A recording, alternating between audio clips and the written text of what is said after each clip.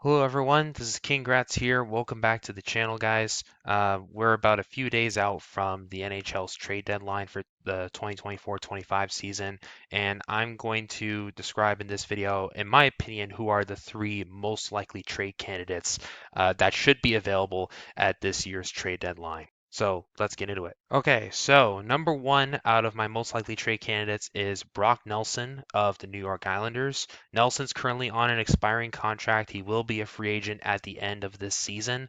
And for a guy who can play center, he's 33 years old, so it's not like he's exactly in his prime, but 6'4", 212 pounds, can shoot left, and he's had a decent season offensively. I mean, compared to his previous seasons, it's a down year statistically for him. He's got just 41 points in 60 games played for the Islanders this year compared to last season where he had 69 points in a full season. Currently, EliteProspects projects that he's going to have 56 points in 82 games, which is still not bad of a number. And considering that the Islanders are a team that have struggled offensively this season, he's also played for Team USA at the NHL Four Nations tournament, but he had a very tough time there with no points in 4 contests.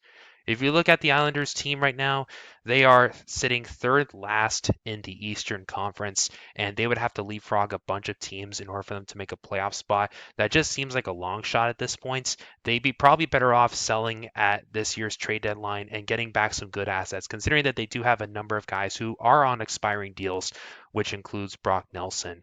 If you look at the statistics now for Nelson in particular, he currently sits third in points on the Islanders roster right now at 41.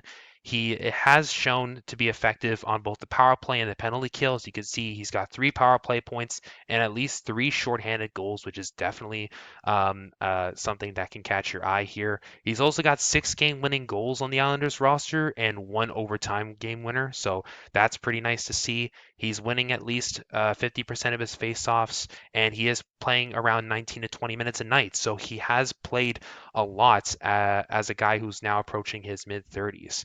Overall, if you look at his advanced stats, there are some stuff here that's a little bit eye-popping. For a guy of his age and also of his height and build, he's actually a very solid skater. His skating distance and his speed bursts are actually in the 97th percentile in the league, so these are actually some pretty effective numbers. His biggest problem is the fact that his shooting is not necessarily fast, and the fact that the Islanders as a team have really struggled offensively this year, and he hasn't been able to get a lot of offensive zone time right now. But when he has been able to play and get some good offensive ability, he's been very good with the shots on goal. His shooting percentage is below average, but his scoring has been pretty effective compared to others around the league. If you look at his shooting stats right now, overall, most of his shots are coming from essentially the slot area, whether it be right in front of the net or if it's just right in the middle of the offensive zone. His shooting percentage is currently at about 12%, which is below the league average, which is 12.5%.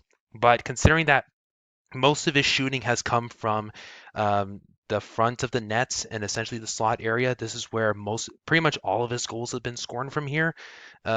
This is a guy who he's going to get in front of the net. He's going to be able to get some shots in a very high danger area of the offensive zone, and so he's going to obviously be a pest in this area and a problem for the other team. If you look at the Islanders right now, Brock Nelson is probably their most valuable trade chip, and in my opinion, there are probably a couple of teams in the NHL that could use his services as most likely a second or maybe even a third line center where he could help bolster a few contending teams, East or West. All right, number two on my list is Ryan O'Reilly of the Nashville Predators. This is another centerman. He's 34 years old and his 6'1", 216 pounds. Currently, O'Reilly's contract runs until the end of the 2026-27 season, so he does have a little bit of term on his contract, which could make him more desirable. He's also at a pretty reasonable cap hit, about $4.5 million a season, so that's pretty nice to see. And he's also got some pretty good championship pedigree at the NHL level. Unfortunately, the Predators this year are just an absolute dumpster fire. A lot of people thought that they won the offseason when they picked up Jonathan Marchessault, Steven Stamkos, and Brady Shea in free agency last offseason, but the team has completely flopped, I should say, this season. Currently, O'Reilly is in basically his worst season since he was in his last year with the Blues before he got traded to the Maple Leafs. He's got just 36 points in 57 games played, and currently he's projected to get just 49 points in 79 games played, which is not great numbers to say the least. However, O'Reilly has gotten up there in age, and that has led to some challenges. If you look at the Predators roster as well, this is a team that has really felt kind of disjointed this entire season. O'Reilly currently sits fourth on the team in points.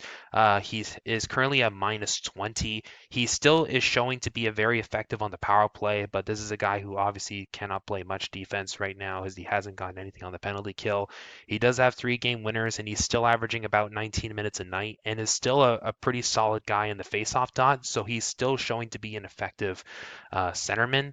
If you look at O'Reilly's advanced stats, mostly focusing on his shooting because his shooting is pretty much his most valuable ability right now. He has been taking a lot of shots primarily in the inner slot area. However, he has shown a tendency to take some shots near the faceoff circles, towards the corners, and also kind of near the point. If you look at his shooting percentage, he's basically sitting at about league average right now, 12.5%. But if you look at where he's getting his goals, surprisingly enough, he is perfect when it comes to the main slot area, and he's also had some success at the point and also towards the left side of the or the right side, I should say, of the goalie. And this is where he's done most of his damage this year. But if you look at overall his shots, he has taken most of his shots in the inner slot area or essentially right in the greasy areas of the goaltender. The problem with O'Reilly is his age has definitely contributed to his decline when it comes to his athleticism. His overall speed has definitely gone down as his speed burst has gone down this year to just the 67th percentile, and he's well below league average when it comes to average skating speed. So this is a guy that is a lot slower than the average player at the NHL level, and this most likely is going to get worse as he continues to get older. But this is a guy who's got tons of playoff experience, has shown to be a very valuable player in the playoffs, and has his moments. And for whoever picks him up, whether it's a team of familiarity or it's a team that is completely new to him, they are going to get a valuable player that can play center and to ensure that they have necessary depth and experience down the lineup. My third and final most likely trade candidate for this year's trade deadline is Jason Zucker of the Buffalo Sabres. Jason is currently 33 years old, sitting at 5'11 and 192 pounds. He is on an expiring contract this year as he is on a 1 year deal that's worth $5 million in cap hit. So whoever is going to pick him up is going to need some salary retention on his contract. But this is a guy who is primarily going to be playing on the wing. So looking at the player numbers for Zucker, currently he's got 44 points in 54 games, which is actually a big improvement for him. He hasn't hit a number like this since he was last with the Pittsburgh Penguins, which was back in 2022-23. He is projected to have 63 points in 77 games played on a Sabres team that has definitely underperformed this season. If you look at the team numbers right now, out of the amount of sheer talent that the Sabres currently hold, Jason Zucker currently sits number 5 in team points, with him only getting beat out by JJ Peterka, Alex Tuck, Rasmus Dahlin, and Tage Thompson for obvious reasons. Zucker has been very effective on the power play. He's got 16 points on the power play, which is very good. He's also got 3 game winners, so he has been clutch this season. He hasn't played much when it comes to the faceoff dot, winning just about 40% of his faceoffs, and he is averaging about 16 minutes of ice time a game, but his shooting percentage is well above league average, especially for a guy who hasn't even shot 100 shots yet this season. If you look at his advanced stats, this is a guy who, of course, once again, because of age, he doesn't skate necessarily very well. His skating distance is just barely above league average. He doesn't have great speed bursts, and his overall top skating speed is below league average as well. But his ability to score and be effective offensively is really what's important here. This is a guy who has been kind of shooting all over the ice. Once again, most of his shots have been essentially in the inner slot area. He's also surprisingly taken a good number of shots near the corners, both sides of the nets. And as I mentioned, his shooting percentage is currently in the 90th percentile at 18.2%. And if you look at where he's scored most of his goals, he's surprisingly been not only in the inner slot area, but also in the central slot area. And he's had seen some success, particularly from this corner as well.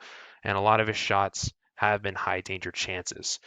For a guy who's on a 1 year deal, who has definitely shown a bounce back year on a Sabres team that is unsurprisingly at the bottom of the Eastern Conference once again. This would be a good time for the Sabres to capitalize on this value while they still have him and essentially not only recoup some assets, but at least get a hard reset for next season where hopefully they should maybe get out of this state of mediocrity that they currently in. But anyway, guys, that's all I've got for this video. Thank you so much for watching. Please like and subscribe to the channel for more content like this if you enjoy it. Thank you all for your support, and I'll see you all in the next video.